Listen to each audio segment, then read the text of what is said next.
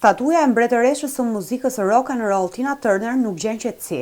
Statuja, e cila bën pjesë në kuartetin e figurave të famshme të muzikës që ndodhet në shëtitoren Taulantja të Durrësit, është dëmtuar sërish nga persona ende të pa identifikuar. Durrës Lajm mëson se Agjencia e Parqeve Urbane, pasi konstatoi dëmtimin e statujës një ditë më parë, e ka hequr dhe e ka dërguar për restaurim në një fondery në kryeqytet.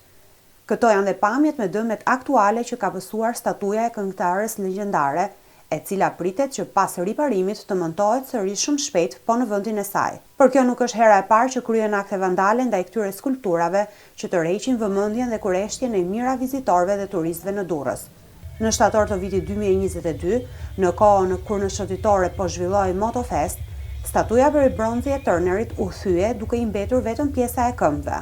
Edhe aso kohë vepra e artit u riparua dhe ju bashkua 3 hyjeve të tjerë, John Lennon, Bob Dylan dhe Mick Jagger. Kuarteti i statujave të hyjeve botëror ka ndryshuar disa herë vend që nga vitet 2010, kur u vendos fillimisht në Ish Lulishte në hyrje të portit të Durrësit, e më pas në shëtitore në 2 pozicione të ndryshme.